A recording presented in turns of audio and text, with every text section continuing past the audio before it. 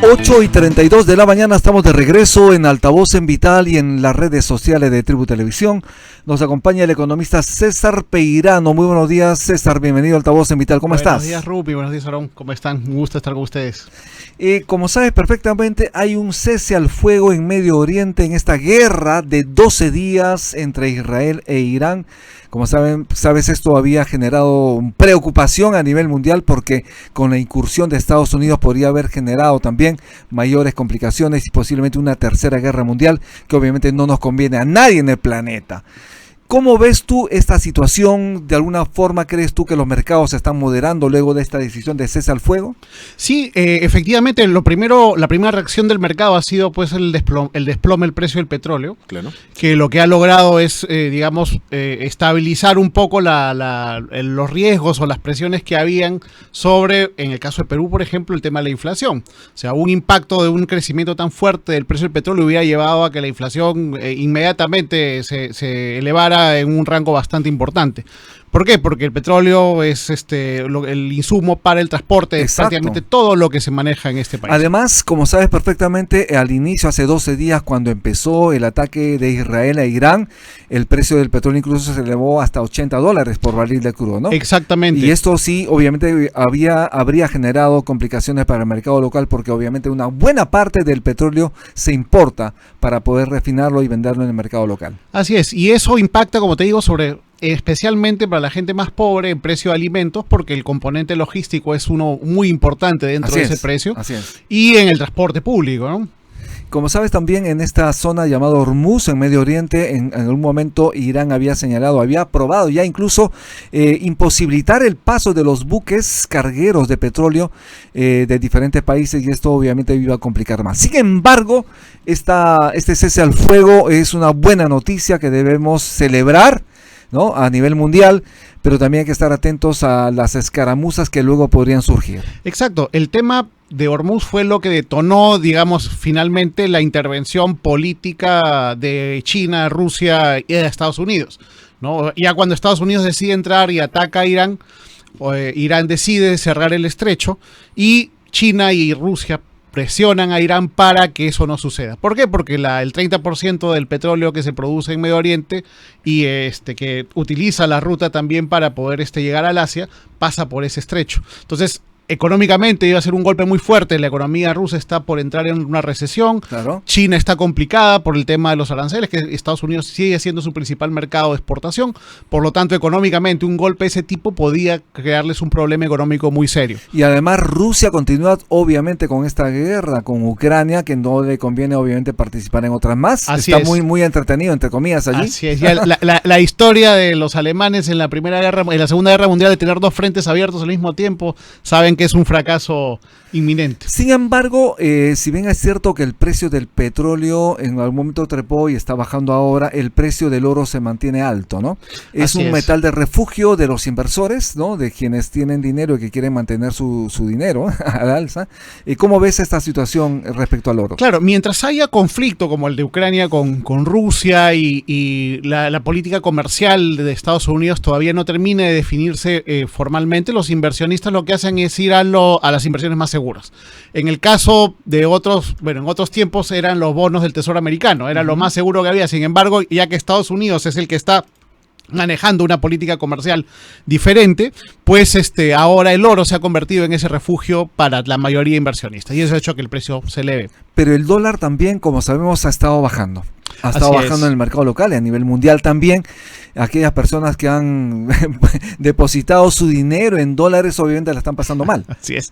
Lo que pasa es que, mira, parte de la política comercial, o sea, tenemos que entender que ya el tema de globalización, partiendo de Estados Unidos como uno de los participantes, está prácticamente acabado. La política comercial que Trump está imponiendo es una negociación bilateral, ¿no?, en la cual ellos tratan de obtener la mayor cantidad de réditos posibles económicos. Y parte de este plan significa la, reindustrialización o mejora del sistema industrial americano, pero para no solamente mejorar el mercado interno, sino también exportación de productos industriales.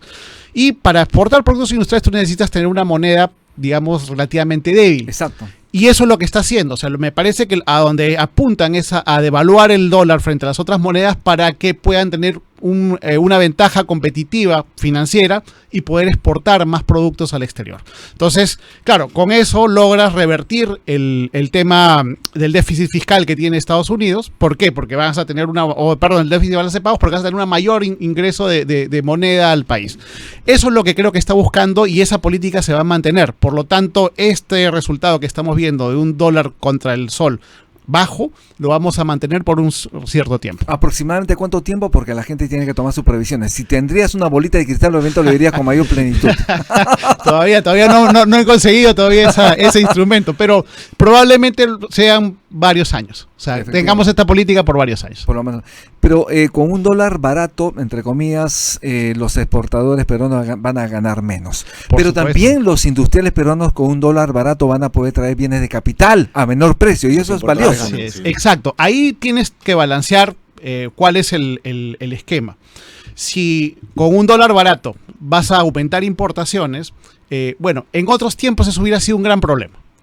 Hoy día que tenemos, digamos, un stock de dólares muy importante por el ingreso de exportaciones, principalmente mineras que tenemos y de agroexportación, no es un problema tan serio. Si esto hubiera pasado hace 20 años, hubiera sido un descalabro.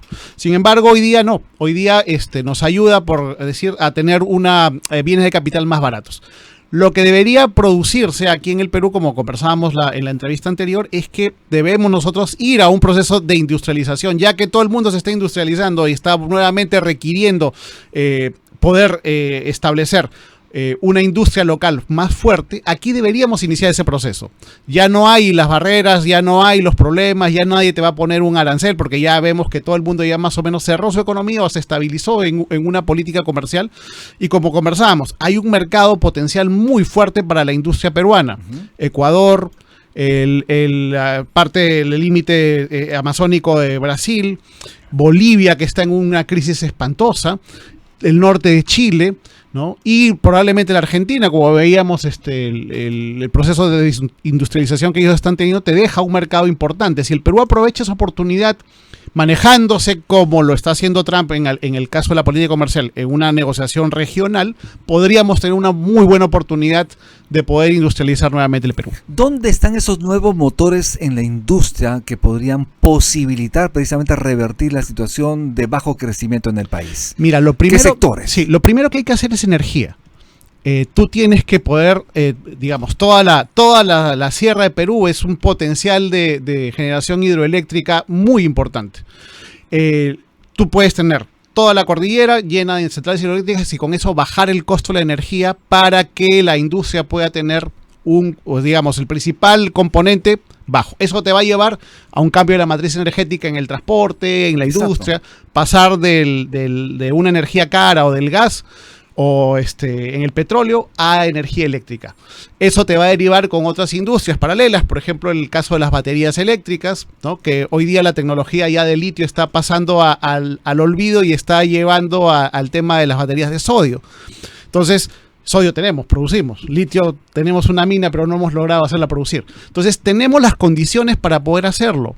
La cuestión es decisión, ¿no? Y por el lado de la minería, por ejemplo, industrializar la producción de cobre, ¿no? Tenemos 4 refinerías, de las cuales solamente una trabaja, ¿no? Podríamos explotar ese tema, podríamos explotar la propia producción de oro para poder hacer estos microcomponentes para electrónicos. En India y en China, por ejemplo, demandan muchas joyas, y en Estados Unidos también, en Canadá, por ejemplo. ¿Por qué no industrializar una buena parte de ese oro que se exporta en barras, ¿no? Así es. Entonces, esta es una cuestión de política. O sea, no puede ser que para una economía pobre como el Perú, el negocio más rentable sea la banca. La banca además, es más oligopólico. Así es, sí. Es más rentable que la minería. O sea, la banca, los rendimientos de la banca el año pasado fueron 28% y la minería 26%. Entonces, no es dable que el principal sector exportador sea menos rentable que el sistema financiero. El Banco Central de Reserva redujo su estimado de crecimiento del Perú de 3,2% a 3,1%. Al parecer es ínfimo, sin embargo, sí se siente, ¿no? Sí. Este crecimiento, estimado de crecimiento, es aún bajísimo para lo que el Perú debería crecer para generar empleo a más peruanos. 300.000 jóvenes que al año buscan un empleo en el país, que salen a buscar un empleo en el país. Reducir la pobreza, ¿no? Claro, exactamente. Es que ese es el problema.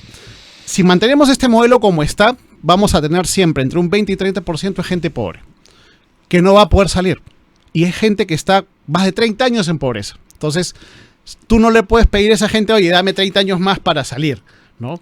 El resultado que vas a tener es que después de unos 5, 10, 15 años, electoralmente ellos respondan. Ajá. Y te van a responder como respondieron en la elección anterior, con Pedro Castillo, ¿no? O con Ahumala o con cualquiera de ellos. Entonces, si tú económicamente no integras a esta gente al mercado, ¿no? Y la única forma de crear un sistema, digamos, económico en el cual puedas llegar al pleno empleo, o sea, tener a todo el mundo trabajando, es mediante la industrialización. No hay otra forma que se haya estudiado o practicado en el mundo que pueda hacer ese tema. Industrializar el país, muy necesario. Eso lo deberían tener en cuenta los partidos políticos que quieren llegar al 2026. Totalmente, esa debería ser la principal bandera económica de todos los políticos. Hay que reducir impuestos para eso, ¿no? Que sea más atractivo invertir acá, ¿no? Lo que pasa es que tienes que reducir los costos, más que reducir impuestos. O sea, obviamente... El impuesto a la renta. Claro.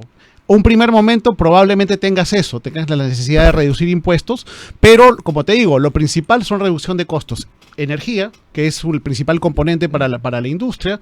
De repente vas a tener, digamos, en el tema de transporte o con estas obras de logístico, infraestructura que estás haciendo, reduces Correcto. el costo logístico porque reduces los tiempos. Y así vas armando un muñeco, digamos, industrial que te permita poder ser competitivo. Vamos a hablar sobre estos temas más adelante. Ya te agradezco muchísimo, César Peirano, por estar en Altavoz en Vital. Muy amable. Oh, gracias a ustedes por el tiempo. Estuvimos con César Peirano, el economista. Vamos a hacer una pausa en Altavoz en Vital. Estamos en Tribu Televisión, Canal 20. Ya regresamos. Ya hablemos.